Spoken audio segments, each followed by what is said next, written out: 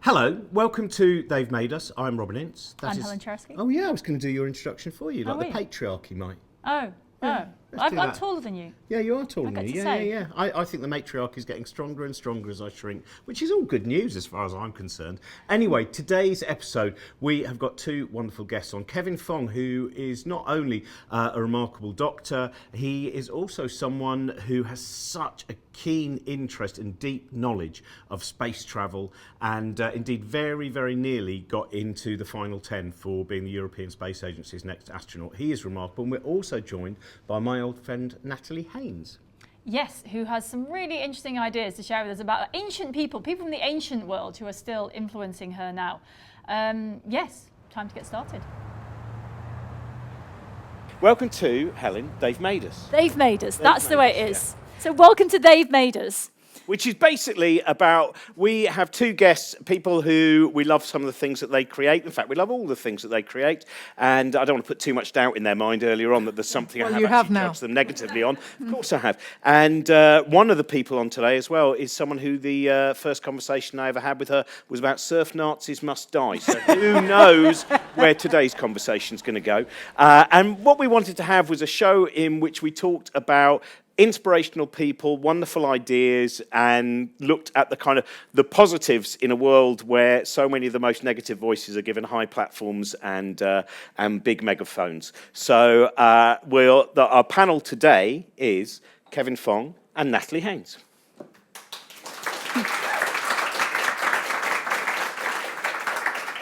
And Natalie, you were a big Troma movie fan, weren't you? Yeah, when Robin and I met, I was still a student, and then my first job out of after graduating with my degree in classics from Cambridge University was at Blockbuster Video, of course, where I was paid, in case anyone was wondering, £3.30 an hour.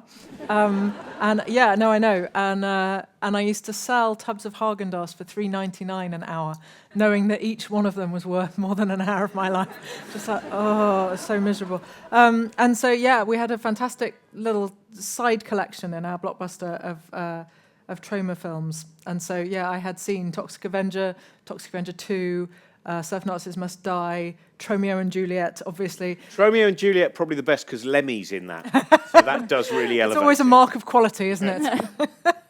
So were you required to watch these as part of your job? Or was we this weren't just allowed to even, because you could only watch things that were a U certificate, because the licensing of films in this country meant that we couldn't even watch something that was PG, because if an infant without a guiding parent came in, I would have been liable for, I don't know, a £10,000 fine or something. And I would like to say I took that seriously, but obviously on a Sunday afternoon when no one else was there, we used to raid the ice cream cupboard for broken ice creams and sit there watching Beauty and the Beast. What you actually mean is we used to go into the ice cream cupboard, jump up and down and then go, well, look at all of these broken ice creams. Oh, what a shame. Yeah, no, it wasn't my favourite job. What was your first job then, Kev? Did you have an equally mundane, Saturday job or something? I know what my first job was. I sold suits in Principles for Men in Oxford Circus in the Top Man. That's quite a posh first job. It was an accidental posh first job, yeah, because I needed a job, and I caught the tube into London, and I went down one side of Oxford Street saying, "Give us a job," no jobs. And then I got as far as Marble Arch, and they said, "It's your lucky day. Just sacked someone." And I was with my buddy who'd been also with me asking for a job, and he said, and he turned to him and said, "Do you have a suit?" And he went, "No." And he turned to me and said, "Do you have a suit?" And the answer was no, but I realised that was the wrong answer. So I said, "Yes." And he said, "Right, you've got the job." And then I turned up on the Monday with my cousin's polyester suit on, and he said, "You can't wear that. Get one off the rack." So free suit as well. So that was great. That was my first job. Those perks just kept on coming, didn't they? They kept on coming. See, the worst first job thing that I ever heard about was there was a friend of mine, and she went to the job centre, And she sat down, and at that point, obviously, you had to take any job you were offered. And they went, there's a position at the job centre that you're perfectly qualified for. So she had to work there for a year. It was an absolute disaster. We're going to get started straight away in terms of finding out who your... well, I don't know whether... I probably shouldn't call them heroes, but Natalie, of course, you know, your world is filled with actual real heroes, mythical heroes, and many of them misunderstood, mistranslated. So who is your first choice going to be? Well, my first choice is on brand, as I know you'd expect me to be, and that is the ancient Athenian playwright Euripides. Thank you. I appreciate the that is an acceptable answer, Natalie. It's what we hoped from you. Well, you've got it. Someone furious over there was expecting Aristophanes. Yeah, well, Got the frogs and the wasps for you to sign later on. It's not going to happen, is it? No, there's somebody sat at the back with a really seminal copy of the Persians going, I don't understand how you could pick this charlatan over Aeschylus, slamming it down, storming out. But the reason I picked Euripides is partly because I wrote my dissertation on him, I suppose. So he's been shaping my life for a really long time. Greek tragedy in general has shaped my life for a really long time, occasionally in reality, certainly in my work. And I think Medea was the first Greek play I saw performed. I saw Diana Rigg play her, so it really was the high watermark of everything, actually. Yep, pretty well everything. Even as I was watching it, and I was only a teenager, my dad drove me down from Birmingham to see her play it, because obviously he was in love with Diana Rigg, because he's not an idiot. And even as I was watching it, I thought, I'm never going to be the same again. And I wasn't the same ever again. It properly shaped my life. It's why you should always let kids go to the theatre, in my view. But I wrote my dissertation on that play. I wrote my first novel set in the ancient world, The Children of Jocasta, took part of the story from the Sophocles plays, the Theban plays, as we tend to call them, although they're from 3 separate trilogies, in fact. But some of it was from Euripides' version of it, The Phoenician Women, which gives Jocasta much more of a voice than she has in Sophocles. And then when I wrote my novel, 1,000 Ships, about the Trojan War, seen from the perspectives of its women, the Greeks, the Trojans, the goddesses, the mortals, it was only then, and I'd literally written my dissertation on Euripides, so I obviously should have noticed this sooner, that I realised that of the 8 tragedies he wrote, which survived to us, we've lost between 97 and 99% of ancient literature, on the Trojan War, 7 of them had female title characters. 7 out of 8. That he could see what I felt like I could see, which was that if you want the drama of a conflict, if you want an epic story, fine, go on the battlefield. That's what Homer does. That's why the Iliad is brilliant, at least in part why the Iliad is brilliant, certainly why it's so violent. But if you want the drama of a war, you have to come off the battlefield and go to the places where the war is developing, or the aftermath of the war, or the people who are affected by the war but have no control over it. And that was where the narrative tension, the dramatic tension could be. And so I realised I'd been writing women after Euripides for as long as I'd been reading him, which now is, about 2/3 of my life, I suppose. And so, when people ask me if I had a time machine when I'd go back to, which happens to you a lot when you deal with the ancient world, they always expect me to say the past, and of course I wouldn't. I like having a vote and sanitation and vaccines and things. But if I could meet somebody from the past, it would be Euripides, mainly because I want to know how he knew what women's lives were like. The monologue that Medea delivers at the start of that play is so extraordinary on the subject of how awful it is being a woman, not in the Bronze Age, which is when the play is ostensibly set, but in 5th century Athens, in fact, when the play is performed. Now, this monologue it's been written by a man, it's being performed by a man. Remember, Greek tragedy is masked, as is Greek comedy, so all the roles were played by men. And very probably the audience at the Dionysia, the theatre festival, when it's first performed, were all men. We don't know if women were allowed there or not, but women generally didn't have a role in civic life in 5th century Athens, so it's probably the case that they weren't there. And yet somehow this speech in which she kind of enumerates how awful it is being married to someone when it doesn't work out, she says there should be a mark like there is with gold to tell whether somebody's real or fake. because we can judge gold, but we can't judge a man. And if a marriage is unhappy, that's okay for him because he can just go out and fool around, but we have to stay at home. And there's nothing more miserable than being isolated from your family and so on. And it's such an extraordinary denunciation of life under an extreme patriarchy that it was still being read at suffrage meetings just over 100 years ago in the UK. And it's like, but how can this text, which at the time was nearly 2,500 years old, written by a man, performed by a man, first seen by men, it's so perfectly comprehend what women's lives were like? How did he know? Who was he married to? What was his mum like? That's the stuff I want. And normally, as a writer, I'm fine with the death of the author, not ideally personally, but I'm fine with the work standing on its own terms. I don't want to know much more about the author. But this one, I've been reading the plays that he left us for decades of my life, and now I am ready for the author to come back to life and tell me more about them. So how much can we, what do we know of him? It's a very hard story, I presume, anyway glued together. I presume a lot of it ends up being kind of so uncertain and almost based on rumours, does it? Or as we like to call it, ancient history. We don't know very much for certain, and the trouble is that a lot of what we do know is it's the hardest way to find things out, because there's obviously a relationship of kind of grudging respect and affection, I think, between him and Aristophanes, the great comic playwright. And you can tell that because Aristophanes has Euripides as a character in a couple of his plays, a play called The Frogs, which looks at the underworld. You go down on a trip to the underworld because Athens is in a terrible parlous state. I don't really know why nobody's revived a production of The Frogs, truthfully. And so Dionysus, the god of theatre, decides to go down to the underworld to interview Euripides and Aeschylus, the two of the three great tragic playwrights, to see which one has got most potent advice, and then bring them back to the world to sort things out for us. Aeschylus in the play, the character as Aristophanes draws him, says, as teachers teach things to children, poets teach adults, which I really like as a notion.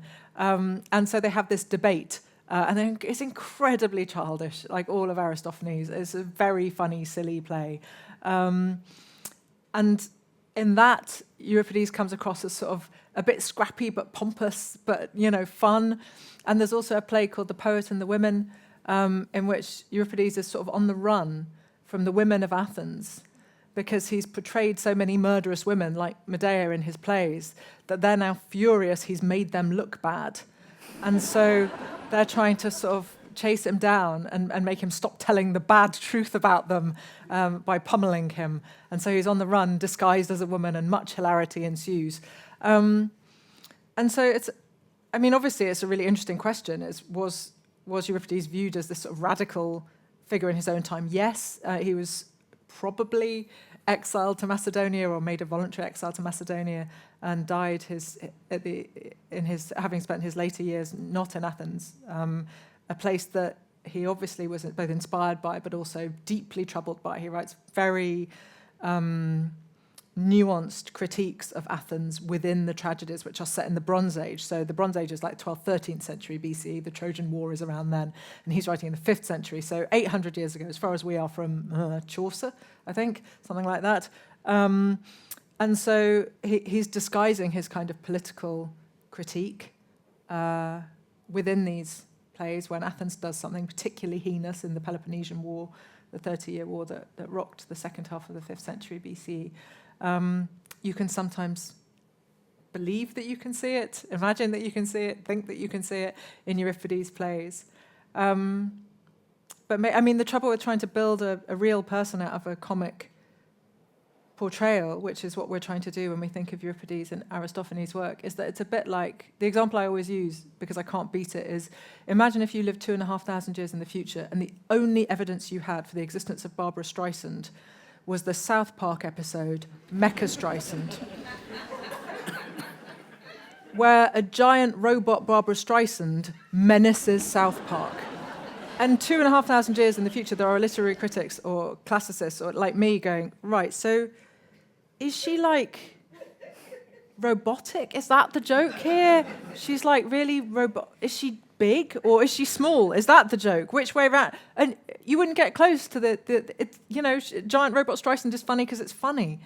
It doesn't have any relationship to reality. It's just funny. So when we try and draw conclusions about real people from Aristophanes' portraits, it is very much like trying to do that. And how certain, this might be a daft question, but in lots of places where there's been a very strong patriarchy, piracy is one, right? There have been women who disguised themselves as men, yes, and who lived entirely convincingly as men in order to be a pirate or whatever, And is there any is there any chance of that having happened in the ancient? I mean, obviously, you've just told us you don't know. Yeah, right? we don't know.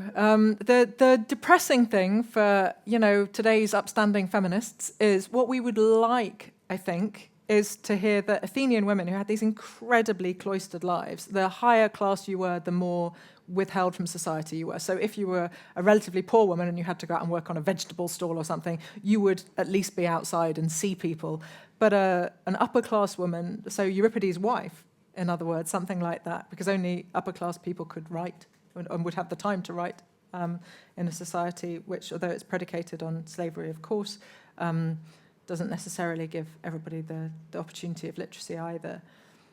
And women in that class would very probably have spent time unchaperoned with their husband, their father, their sons, maybe a brother. But there's a sort of absolutely overriding anxiety in 5th century Athenian lawmaking is that if a man who isn't you cops sight of your missus, he will probably get it on with her.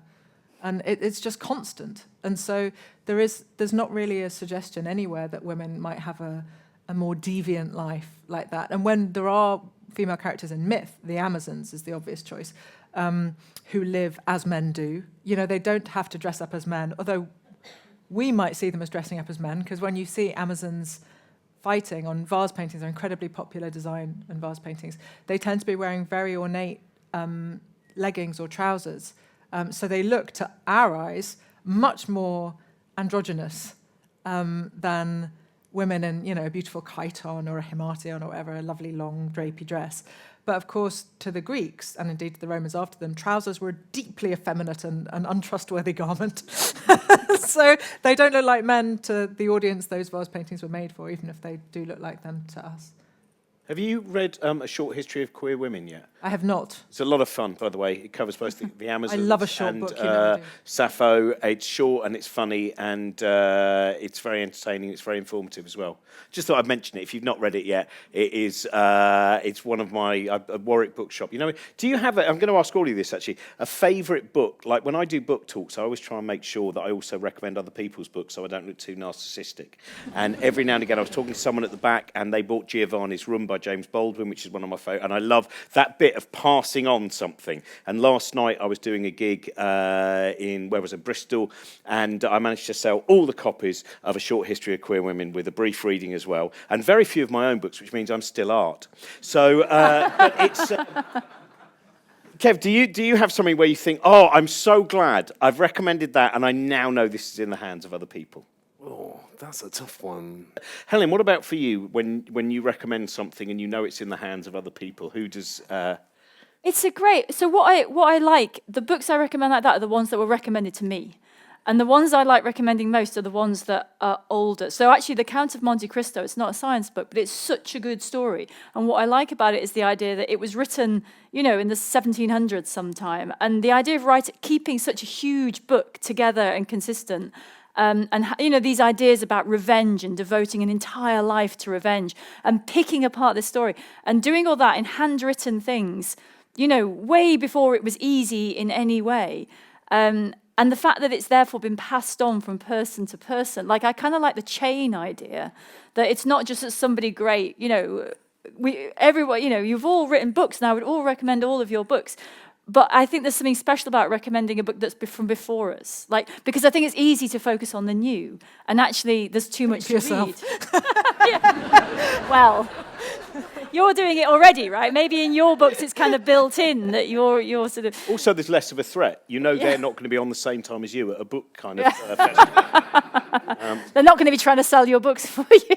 I finally started reading the Tristram Shandy, which I know I should have read years ago. And but now, Natalie, I mean, that's a lot of your...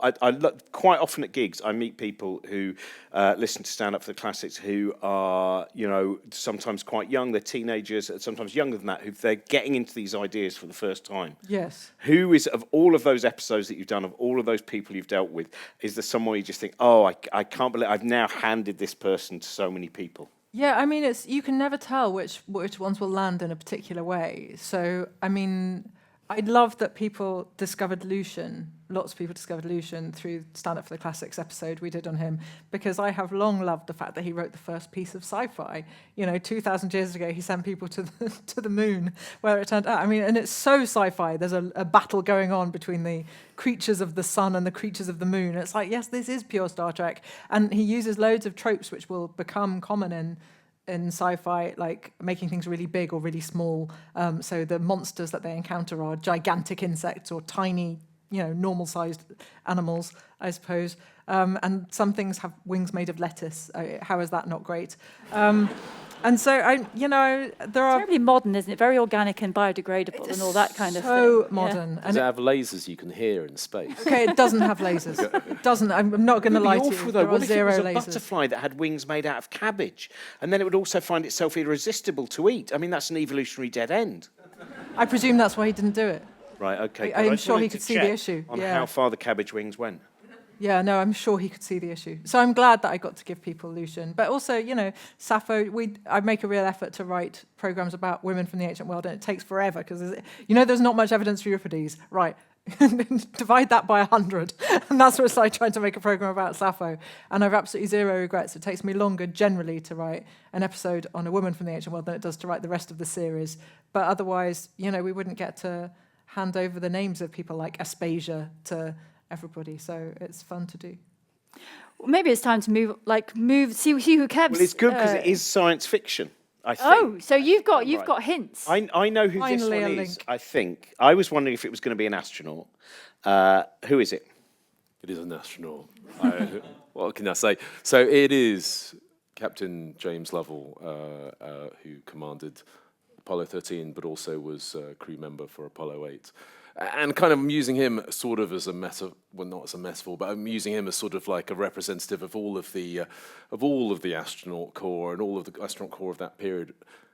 And I think, you know, you were talking about what was it that made us and what was the influential, and so I chose him for a number of reasons. One, because my parents, when I was growing up, were really clever at using human space exploration as it was in the 70s as a vehicle to inspire me. They hadn't been to universities, but they knew there was this thing around, and they knew that the idea of human space exploration was so big that it must be worth talking about around the table. It might be something to drive you. And so although I always say it was my love of space exploration that drove my career, it is my parents' clever use of that to drive as a vehicle for my my whole pursuit really of science and medicine and everything else, but also because I remember going to school and some of you may or may not remember, but basically when you were learning to read in the 70s, they had these Through the Rainbow series, right? And they were numbered, and then they got into bronze, silver, and gold, and you got more and more excited as you got further through.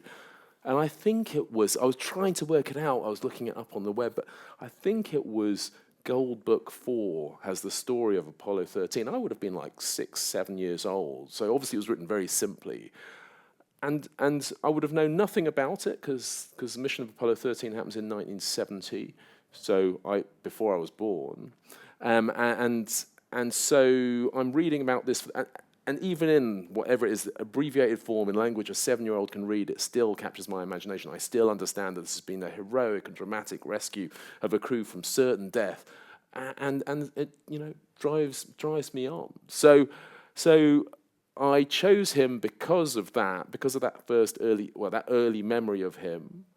I chose that because that genuinely did go on to, that love of space exploration did drive me on, but by the time I'm applying for university, with no one really explaining what that process is, and you get all these prospectuses. I'm looking at this like these are crappy black and white photos of sort of like ancient-looking buildings. I don't know where I want to go. I go through the University College Applications Handbook, and it's alphabetically arranged, and I go anatomy, anthropology, archaeology, astrophysics, and that's it. That's as far as I get through the book, and I think that'll keep my astronaut dreams alive. But that's a fascinating thing, to be driven by a short attention span, then go into astrophysics. That's a clash of ideology. Oh yeah, look, all of this is well sublimated adult ADHD. I think so. I think, but it did all of that. Drove me, and in the afterglow of all of that, given to you so early, and those stories continue to drive, so much so that I get to the end. I come out of, I'm doing astrophysics, and I had thought, well, maybe I should do something a bit more practical. I've enjoyed it, but and I think I should try maybe go to med school. But it seems very, very, very difficult. You have to be a very, very special person. And then in my second year of physics, I live with medical students. And one day, we come home from the pub, and I look at them dribbling on each other, and I think, how hard can it possibly be? And so off I go. But it carries on. And so my final year of medical school then, I'm kind of looking at the verge of sort of jumping off into that world of medicine. And I think, well, the thing that drove me in medicine, thing that drove me in this direction was my love of exploration, particularly human space exploration. So in my final year of medicine, I just wrote letter after letter after letter after letter to NASA saying, can I come and do some time with you? Can I come and do some time with you? And then I'll never forget, I was there in my flat, and I heard the letterbox go, and the letter drops onto the mat, and it's a NASA American envelope, thin, long, with a NASA meatball in the corner. And inside, I unwrapped this thing like Charlie in the Chocolate Factory and the golden ticket thing, and inside there's this letter that says, "Stop writing." but they, and I went on to work for NASA with mostly with shuttle program in the end, and then later still, after all of that, I finally get a chance to interview Jim Lovell in a library somewhere outside of Chicago, and he's enormously generous with his time. I mean, I think, of all of the Apollo crews, I've spent more time with him than anybody. I spent, in separate days, I spent three days in total interviewing him and his wife and everything. And he sees it as his duty to tell the story. He says, look, the public paid for my adventure. This is me paying back.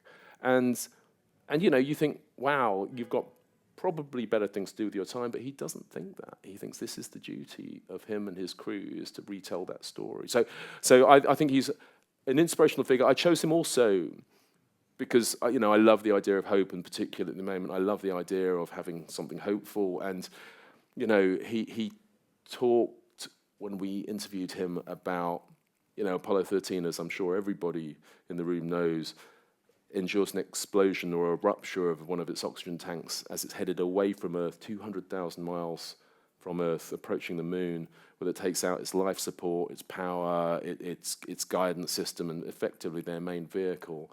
And then over a period of several days, they solve problem after problem after problem. And at that first event, they're all going to die. They're definitely all going to die, but they solve the problems. They defer death to the next day, and then the next day arrives, and they solve the problems again, and the next day, until they get to splashdown. And there's a moment where, when I was interviewing him, it was kind of, they were all getting to that stage where they said they were in there. He must have been in his early 90s when I talked to him about it, where they could afford to be a bit more honest and less, have less bravado about it all. And I said, I have to ask, when that event happened, when that oxygen tank ruptured, did you think you might not survive? And he said, I had a pretty good idea I wouldn't survive. And then later sort of says, when he's sitting there and they're approaching the moon, and he's there with Jack Swigert and Fred Hayes, and he turns around to Hayes and he says, take a long look at the moon, because it's going to be a long time before anyone sees this again. And what he meant by that, I think, is that we're probably going to die, and the program's probably going to go into hibernation while they work out what they've done. This is it. This is the last look, the last human look. But then I said to him, did you, at that point, you had children who were young, some teenagers and some, at high school. I said, did it occur to you to want to talk to them at that point? You think you're going to die? And he said, no. And I said, why not? He said, well, you don't know for sure you're going to die at that point. He said, and I said, oh, and you don't want to contemplate that because it's going to give you extra workload? He said, no, I didn't want to give them, my family, extra workload. And he said, if there came a time where we knew it was definitely going to end, sure, there'd be time for goodbyes and words, but that wasn't going to happen until, we absolutely knew nothing was going to work, and that was going to be the point at which we ran out of air to breathe. We were going to literally fight until our last dying breath. And so as a sort of an ideal of hope in the face of adversity, incredible, really. And so for all those reasons, and he's a genuinely lovely person. Not all spacefarers are. I shall name no names, but... But, I think most people know at least one of them. But I mean, that's an interesting thing, isn't it? Which is, I think, because of certain kind of, actually, a lot of them are very humble, aren't they? And you said that interesting thing about, I think it was about James Lovell and also about Rusty Schweickart from Apollo 9, when we talked a while ago, which said, not many astronauts have the same bandwidth that they had, which to be an astronaut itself is remarkable, and you have to have an incredible mind.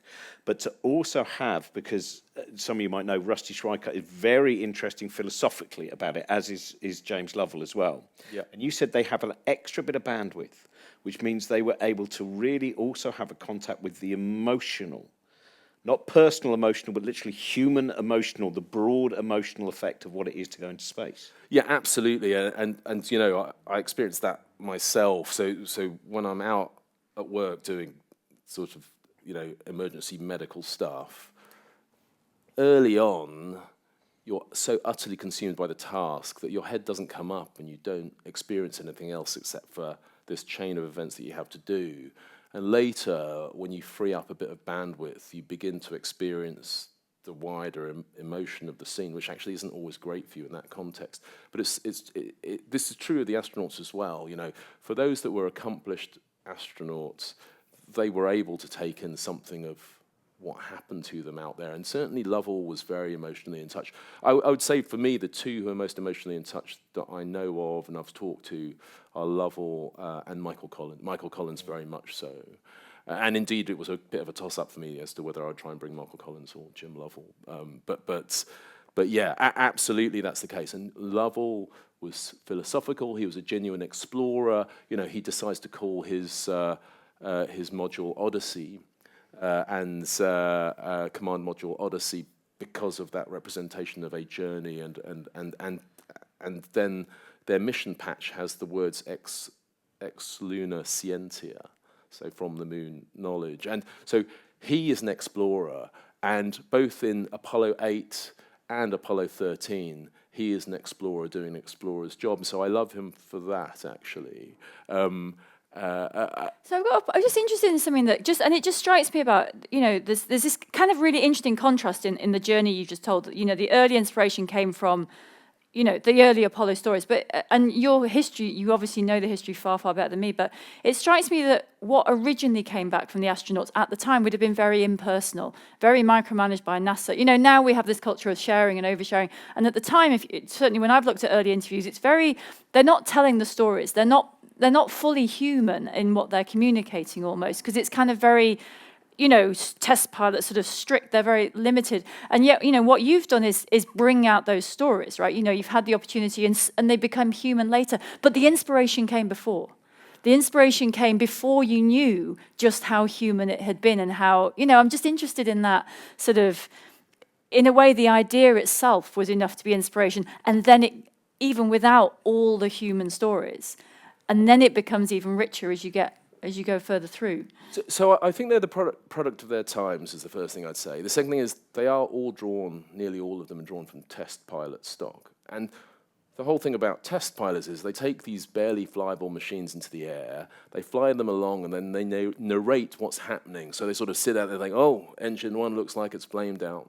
Engine 2 looks like it's on fire. Whole aircraft's really shaking now. I think it's breaking up underneath me.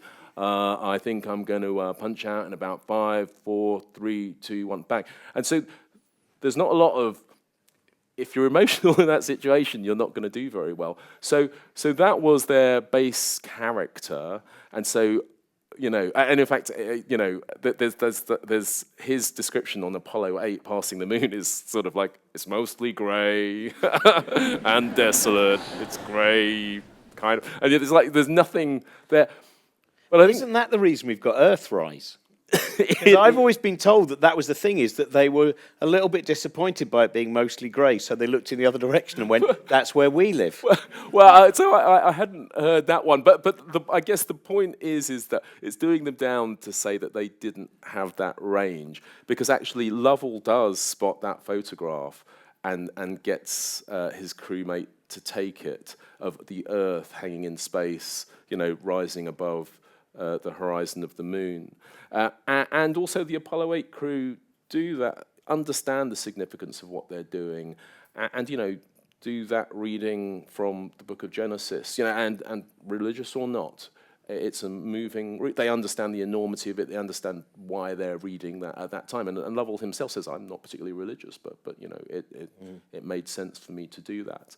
So I think we superimpose what we remember of Neil Armstrong on the entire core, and they were all very different. Michael Collins in particular, extraordinarily good at conveying the emotion and the excitement of the whole thing. And Lovell in particular, I think. In fact, Lovell, I remember talking to him and some of the mission controllers about, you know, they fly on Apollo 8 in 1968. And 1968 is a year of great turmoil in the United States. And so it's always interesting, I think, to look at the space program not just as this thing in isolation, but the societal context in which it's happening. 68 is the year in which there's assassination of Martin Luther King, of Robert F. Kennedy. There's the Vietnam War going on. There's riots in the streets in the United States. And he talks about how this mission, their mission of Apollo 8, which sends for the first time a crew away from Earth further and faster than ever before, is the needed symbol of hope. And indeed, you know, we made a podcast about it at 13 Minutes to the Moon for the BBC, and that episode's called Saving 1968. But there's this wonderful story as they round the moon and they have that reading from the book of Genesis. The mission controllers say, and we got home and the telegrams are coming and the letters are coming and we're sorting through them. Everyone's like, it's great, you've done great. And then there's one that they read out, this telegram says, thank you for saving 1968. And that, you know, it's just an amazing moment. So, you know, so much there, and I think he is one of the great explorers amongst, you know, a cadre of quite significantly impressive explorers. And I do think he was quite emotionally in touch with what the enormity of the experience was. So yeah, I really do. Natalie, that's interesting as well, hearing there the use of the Odyssey, which is, I suppose, reminding us, because I know that Carl Sagan also wrote sometimes about, you know, the myths that we had been brought up with, yes, and the fact that the stories you are dealing with are not merely stories of some past, they are stories of being human, and they are stories of that relevance, as you were saying. You know, when you first went to the theatre and there you see Diana Rigg, and you can feel, obviously, you didn't just feel, I am watching a historical play. You felt also this relevance that is, and I just wondered whether you feel sometimes people can be quite dismissive of something like, you know, the great Greek plays and the use of myth, when, you know, oh, that's all years ago, that's an old thing. Yeah, or fantasy, sometimes people dismiss it as, I think. And it's like, you know, sure, but that's also all literature and all belief begins with gods and monsters, essentially. So you can dismiss it if you want, as, you know, not another bloody elf, be my guest. But you just look kind of like an idiot. So carry on, but... So, I mean, I think it's absolutely true, of course, as you say, that the best people in their fields pretty well always acknowledge the past as part of how they got there. Nobody, apart from a truly stupid person, thinks that they have achieved everything they've achieved with the help of nobody. to get to it. You know, who could... We shan't go through the list of current names who are in the news at the moment. Oh, just use trending on Twitter. We dealt with that before. The Unfurl scroll. Yeah, no, it's undeniably the case. So yeah, sometimes I kind of think the use. I mean, NASA in particular has always loved using Greeks, and generally space scientists have loved using Greek and Roman myth. There's a reason why there are so many of those constellations named after my lot. And, you know, sometimes it's really interesting because as a classicist, I often find I don't know a particularly obscure myth very well, whereas scientists know it really well because it's the name of a constellation that they really like. Okay, good. I'm glad we had this moment. This is the one chance I have, though, to remind everyone that an odyssey is a journey home. So when you're exploring, you should go out on an outward-bound trip, but your odyssey is your journey back home.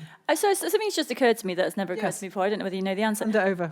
So we, in the Western world, we have named, as you put, you know, planets and things after classical figures. Who did they name their planets after? I mean, what also classical figures, but further in their own time or further back? I mean, there's this thing where the people, you know, people go, oh, the past. I'm always naming our planets after the past. Yeah, but the ancient Greece is 2,000 years long. So by the time people are at a point where they're starting to name things in the sky and record it so that we can know about it, these myths are already centuries old. They develop in an oral culture. So we have no idea, I guess, really, what they were calling anything very specifically. I'm really disappointed, actually, because I thought you were going to say that the ancient Greeks called them the equivalent of Dave, Bob, Sue. Yeah, that would be ideal, I know. Yeah. But I suppose Cassiopeia is probably a less exciting name if you're Greek. I mean, maybe that feels like Sue. I don't know. But yeah, the versions of earlier writing that we have, like Homer, the version of the Odyssey or the Iliad that we have, although Homer lived in the 8th, 7th century BC, he's writing about the Trojan War, 12th, 13th century BC. But the version that we have, obviously, unless you read Greek, is going to be whichever translation you pick up. But the translation of the Greek will be from the late 6th, early 5th century, probably BC, the version codified by Pisistratus' editors in Athens then. So there are so many layers of, you know, I hesitate to use the word palimpsest casually, but I'm just gonna. There are so many layers of text on every time we look at every time we encounter an ancient myth of both visual arts and literary arts, and before that, oral storytelling, and we can't see most of what is there. We can only see the top layer or the top few layers. So, you know, there's so much unseen material. You should like this. It's like the sea. Don't start me off on the ocean. I'm just quite interested about the whole wine dark sea thing with Homer, don't you? Oh, yes. Don't make me tell you how colour works in the ancient world. No, it's fine. I will. Yeah, it led to Really? No, don't. But don't worry. But it led to a big argument, which Alan Moore won and Brian Cox lost. So. Ancient world saw colour differently from how we do. Oh, don't worry. It went in so many. Because it's not to do with being dark. It says wine-like sea, and it's not to do with the shade. People in ancient Greece, do you all know this already? People in ancient Greece probably looked at colour and defined it in terms of how glittery it was, how sparkly it was, rather than the shade. The shade is something relatively late, so there is no Greek. The word for a kind of beautiful young skin colour is chloris, like a greeny yellow colour, and we generally wouldn't think that somebody very young and lovely looks a bit green. Phryne, the most beautiful courtesan, as she's usually euphemistically translated, it's a name that she's such a great beauty that her name is given to later high-class prostitutes and other smart-mouthed women who people disapproved of. But it's the name of a toad because they had the same skin. And people then go, then what you get is fantastically inept translations going, it's sort of like sallow.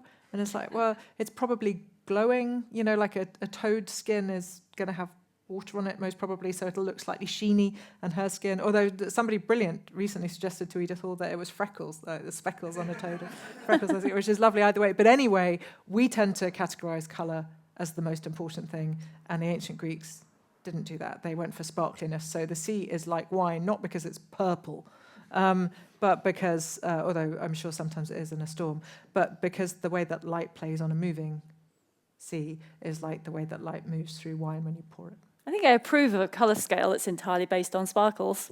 I like It's this. impossible to disprove of, isn't it? It's like it's been designed by a 4-year-old girl. Yeah, exactly. Hooray, more unicorns now. Because we're running out of time already. So let's have your second secret inspiration then, Kevin.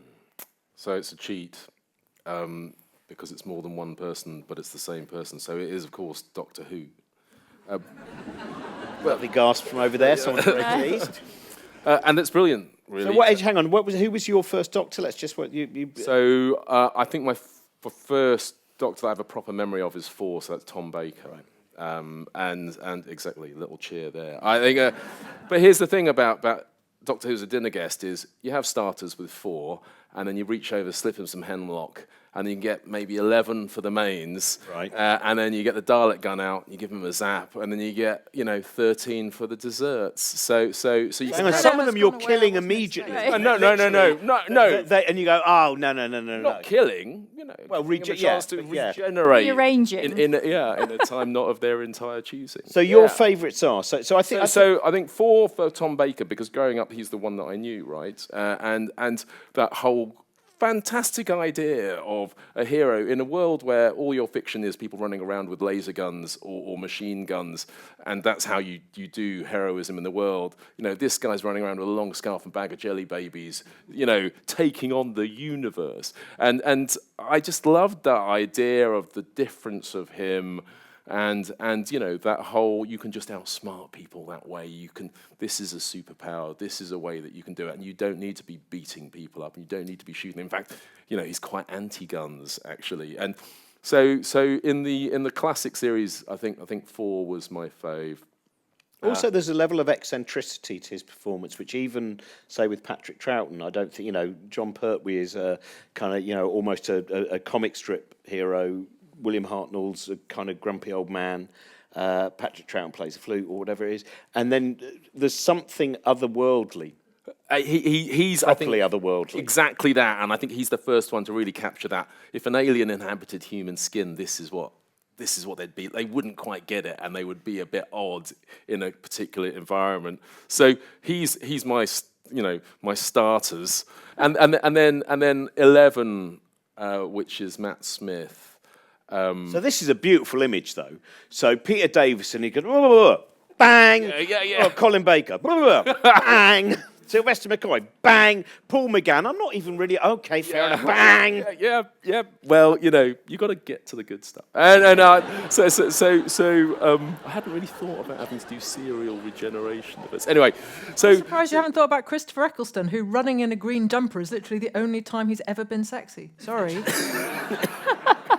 I know Doctor Who's main job isn't to be sexy, but occasionally I would like there to be a Doctor Who I'm like, yeah, I would. And in this instance, that would be Christopher Eccleston wearing a green jumper and running. Maybe he's the after coffee mints, something like that, right at the end. You just set me up with Christopher Eccleston, Doctor Who. Yeah. I like how this has gone. We have wonderful powers here at Shambles. But I think you get... I remember when they introduced the idea of Matt Smith doing the job, and I thought, I don't like this. I mean, he's substantially younger than me, and he looks like he's about 5, actually, when he takes that role on. But he does a brilliant job of doing this piece where he said it when he was sort of taking the role. He said, how do you behave, like you're 1,000 years old, but in the body of someone who's quite young? And actually, he does that brilliantly. But also, the writing is so fantastic through that whole thing. And there's more darkness there. You get the sense of this older character who actually... everything isn't just a bit of a joke. It actually gets super dark sometimes. And the whole, for me, the exposition of the whole character and the thing that I found so attractive about him really all the way growing up is hope, again, always hopeful in the face of things unsurmountable. Difference, able to be different, and difference is his superpower. Regeneration is this, this idea that I've actually found really useful in life, of this idea that you are in life the same person, but you do reinvent yourself periodically, and you take a bit of yourself with you, but you become something else.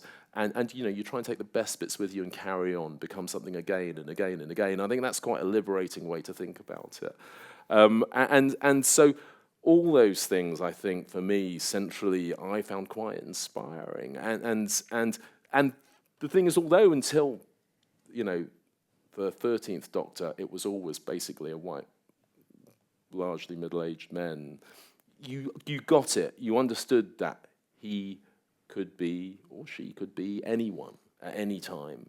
And the difference was the difference of him, the uniqueness was the superpower. And I found that, for me, growing up, really actually quite a powerful thing, that in a world where, for me, growing up, I didn't see myself really anywhere on screen. Here was someone you could map, actually, this is a breadboard that anyone can be eventually, ultimately. So I, all of those things. And then finally, he was a doctor.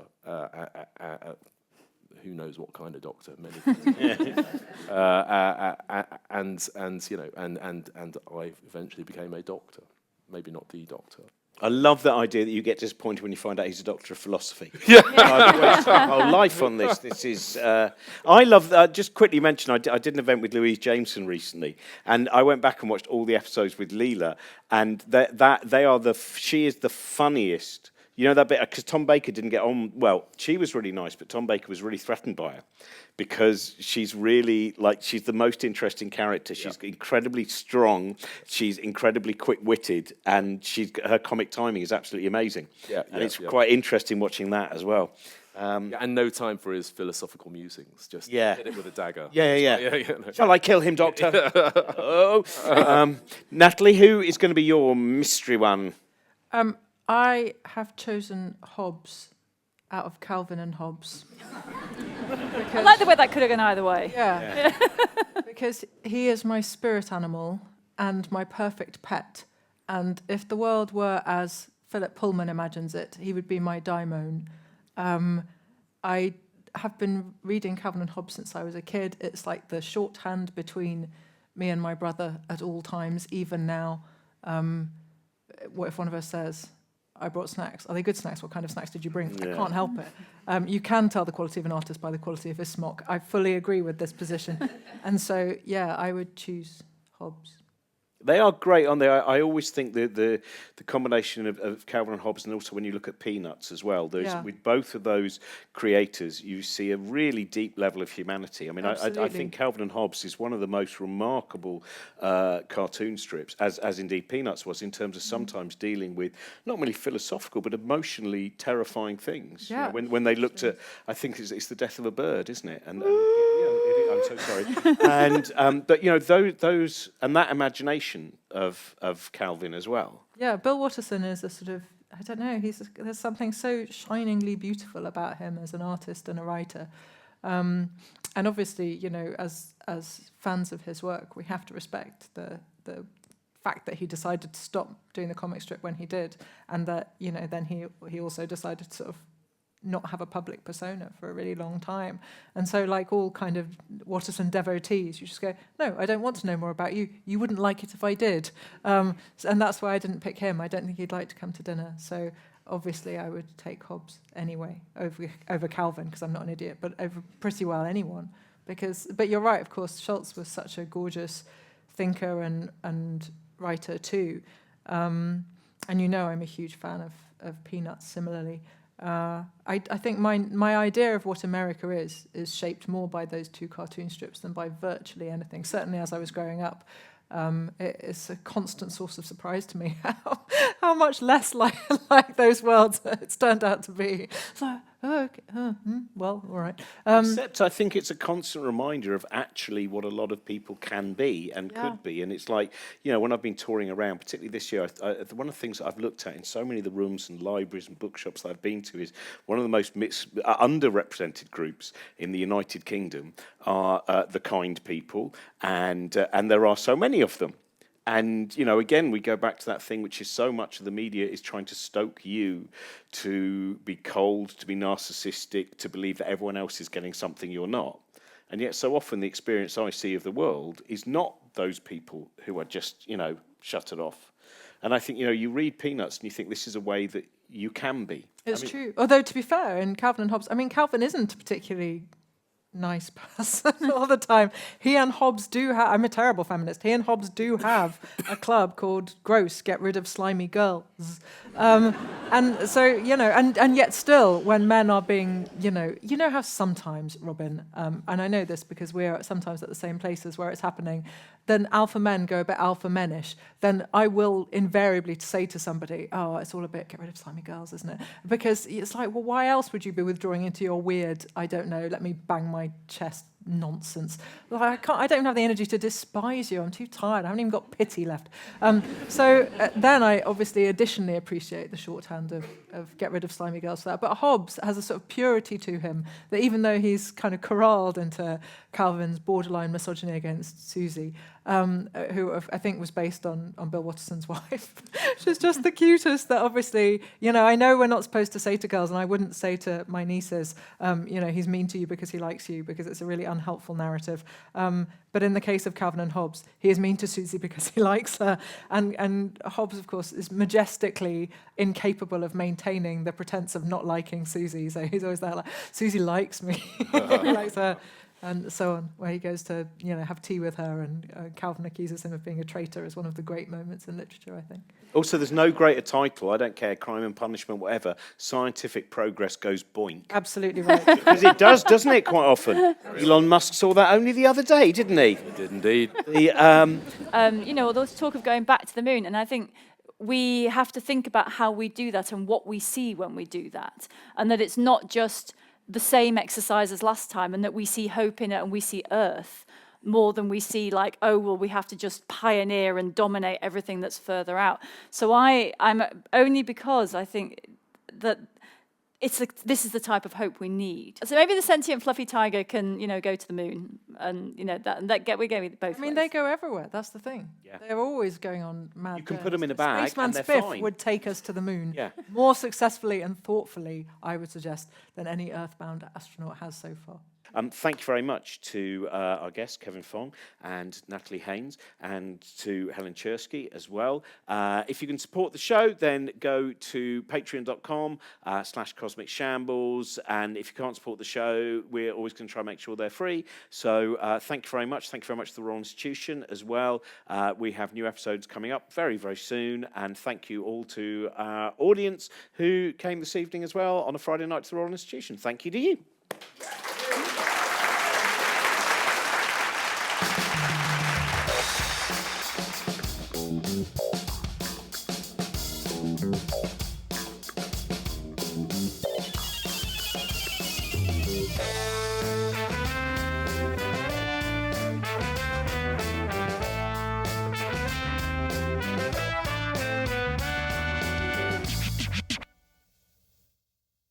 Really hope you enjoyed that, and we've got loads of other new ideas coming up. We've got quite a few things that we've made already, and we've got plans to make a lot more things. And if you can help, it will be great if you could go to patreon.com/Cosmic Shambles to help fund all of our big ideas and some of our quite small ideas. And if you can't afford to, that's absolutely fine as well. Obviously, we want to make these things as free as possible for as many people as possible. But if you can subscribe, there'll probably be a subscribe thing there, or there, or there, or there. That will be fantastic as well.